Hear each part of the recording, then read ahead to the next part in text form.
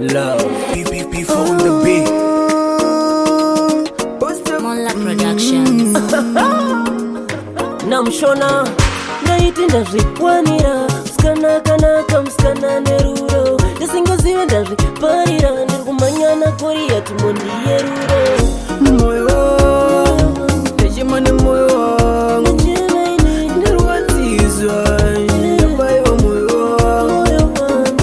Moyo ndechima nemoyo wangu ndirwadzizwa ndabaiwa moyo wangu.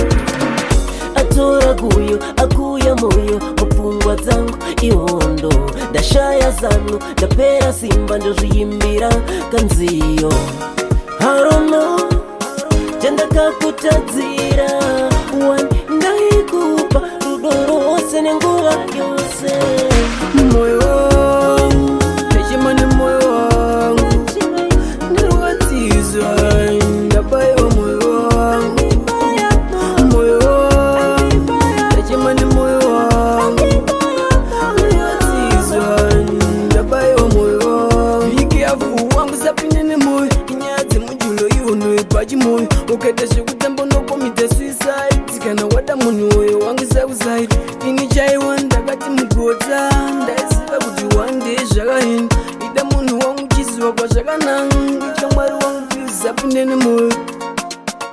Moyo ndechima nemoyo wangu ndirwadzizwa ndabaiwa moyo wangu.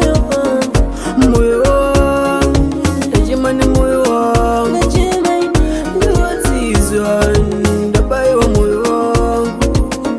Atora guyo akuya moyo mupfungwa dzangu ihondo ndashaya zano ndapera simba ndozviimbira kanziyo harono chandakakutadzira wani ndaikupa rudo rose nenguva yose. Moyo ndechima nemoyo wangu ndirwadzizwa ndabaiwa moyo wangu. Moyo ndechima nemoyo wangu ndirwadzizwa ndabaiwa moyo wangu. Ikeafu wangu sapinde nemoyo inyadze mujulo ihonoye pachimoyo ukaita zvekutamba unokomita suicide kana wada munhu uyo wangu sausaidi ini chaiwa ndakati mugodza ndaiziva kuti wande zvakaenda ida munhu wangu chiziva kwazvakananga itya mwari wangu zapinde nemoyo. Moyo ndechima nemoyo wangu ndirwadzizwa ndabaiwa moyo wangu. Moyo ndechima nemoyo wangu ndirwadzizwa ndabaiwa moyo wangu.